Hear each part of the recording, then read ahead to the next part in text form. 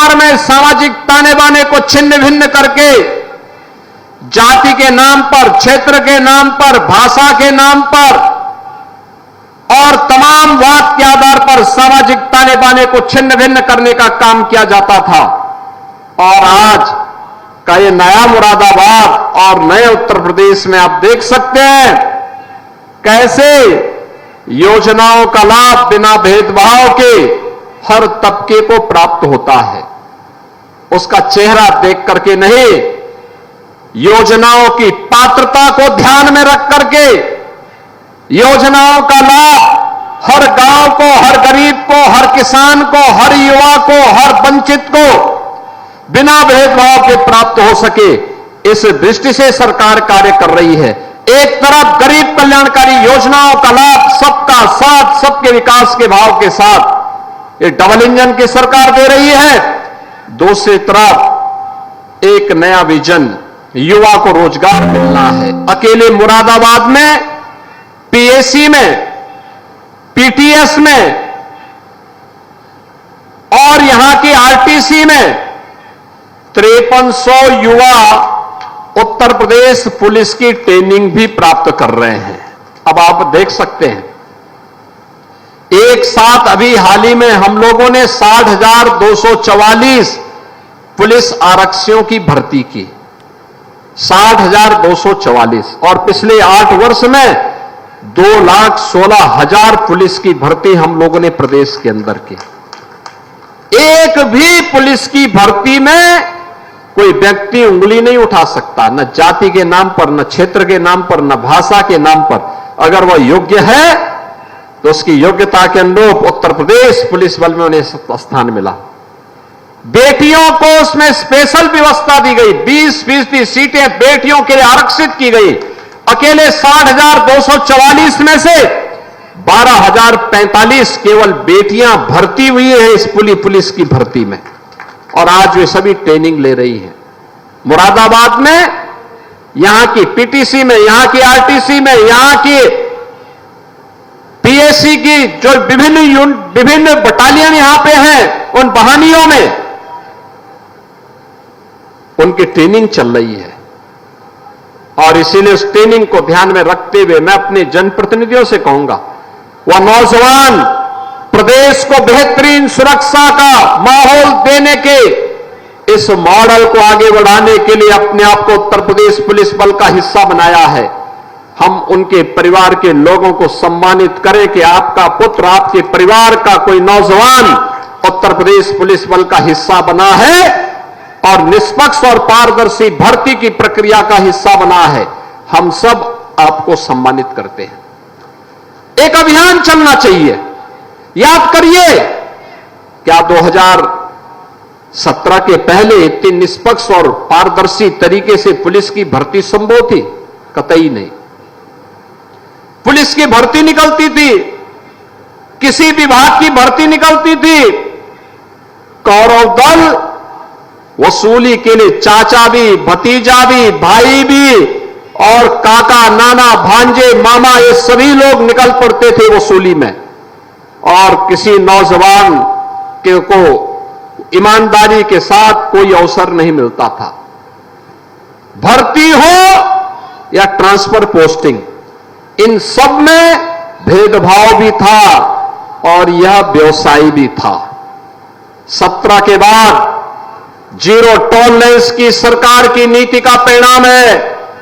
अब कोई व्यक्ति न ट्रांसफर पोस्टिंग में धनादोहन कर सकता है और न ही कोई व्यक्ति भर्ती में कोई पैसा ले सकता है। जो पैसा लेगा वो जेल के अंदर सड़ेगा, और सरकार उस दिशा में कार्य कर रही है।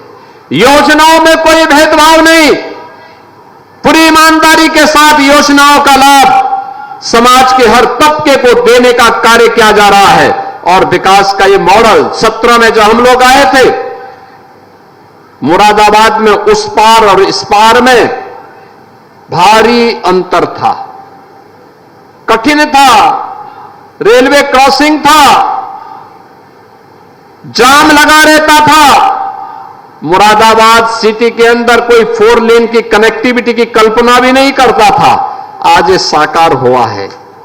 मुरादाबाद में अटल आवासीय विद्यालय होगा, ये एक सपना था। आज ही हम लोग बेलारी तहसील में, प्रदेश अध्यक्ष जी भी थे, हम लोगों ने अटल आवासीय विद्यालय का लोकार्पण भी किया है। मुरादाबाद में कोई सरकारी विश्वविद्यालय हो, एक कल्पना थी। अब मुरादाबाद के पास अपना विश्वविद्यालय भी बन रहा है, मुरादाबाद के अंदर बन रहा है।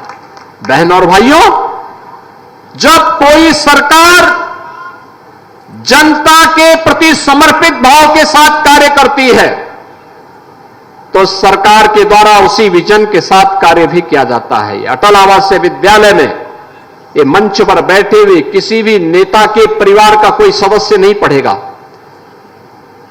वर्ल्ड क्लास इंफ्रास्ट्रक्चर के साथ अत्याधुनिक शिक्षा के केंद्र हैं और इसमें प्राथमिकता किसको है?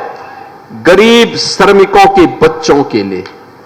कोरोना कालखंड में जिन बच्चों ने अपने अभिभावक को खोया है, माता पिता को खोया है, उन बच्चों के लिए 18 विद्यालय पहले चरण में प्रारंभ हो चुके हैं। 18,000 बच्चे इसमें एक साथ अत्याधुनिक शिक्षा प्राप्त करेंगे। उनके रहने की, उनके खाने की, उनकी शिक्षा की पूरी व्यवस्था राज्य सरकार कर रही है, पूरी व्यवस्था कर रही है। और इसी तर्ज पर बेसिक शिक्षा परिषद के द्वारा 57 अन्य जनपदों में प्राइमरी से लेकर के सीनियर सेकेंडरी लेवल तक अत्याधुनिक शिक्षा के मुख्यमंत्री अभ्युदय विद्यालय, भारत सरकार के सहयोग से पीएम श्री विद्यालय, मुख्यमंत्री कंपोजिट विद्यालय, इनके निर्माण की कार्रवाई भी युद्ध स्तर पर आगे बढ़ चुकी है। याद करिए, समाजवादी पार्टी की सरकार के समय नकल को उन्होंने जन्मसिद्ध अधिकार बनाया था। नकल का परिणाम क्या था? उत्तर प्रदेश के नौजवानों के सामने पहचान का संकट खड़ा हो गया था। शिक्षा की व्यवस्था ध्वस्त हो गई थी। कोई भी सभ्य समाज हो, कोई भी समर्थ राष्ट्र हो, अच्छी और संस्कार युक्त शिक्षा के बगैर वो आगे नहीं बढ़ सकता। सभ्य समाज के लिए, समर्थ राष्ट्र के लिए अच्छी और बेहतर शिक्षा चाहिए, सुसंस्कृत और संस्कार युक्त शिक्षा चाहिए। उस शिक्षा का केंद्र बिंदु आज जब शिक्षा के इन मंदिरों को बनाने का प्रयास हो रहा है, राष्ट्रीय शिक्षा नीति के अंतर्गत जब इस कार्यक्रम को आगे बढ़ाया जा रहा है, तो सबसे ज्यादा पीड़ा हो रही है समाजवादी पार्टी को और कांग्रेस को। सबसे ज्यादा पीड़ा हो रही है इनको। बहनों और भाइयों, इनको पीड़ा इसलिए हो रही है क्योंकि इन्होंने अपने समय में कुछ किया नहीं। इन्होंने शिक्षा की व्यवस्था को ध्वस्त करके रख दिया था। 1,54,000 बेसिक शिक्षा परिषद के द्वारा संचालित विद्यालयों में जर्जर व्यवस्था थी। न वहां पे क्लासरूम ठीक थे, न शिक्षक थे, न वहां कोई सामग्री थी, न बालक बालिकाओं के लिए टॉयलेट था, न फर्श था, न पेयजल की व्यवस्था थी, न लाइट की व्यवस्था थी। और आज आप जाइए 1,36,000 विद्यालयों में ऑपरेशन कायाकल्प के अंदर अच्छा फर्श दिया गया है, डिजिटल क्लासरूम बनाया गया है, स्मार्ट क्लास बनी है, डिजिटल लैब बनी है, पेयजल की व्यवस्था है, बालक और बालिकाओं के लिए अलग अलग टॉयलेट बनाए गए हैं और विद्यालय में खेल का मैदान भी बनाने के प्रयास किए गए हैं। विद्यालय भवन अब दर्शनीय लगता है। हां, जो भवन जर्जर थे, उन जर्जर भवनों को शिफ्ट करने के आदेश दिए गए थे, लेकिन समाजवादी पार्टी और कांग्रेस अपने संस्कारों के अनुरूप शिक्षा की व्यवस्था को चौपट करने के लिए फिर से किस प्रकार का दुष्प्रचार कर रही है पीडीए पाठशाला के नाम पर। और क्या पढ़ा रही है?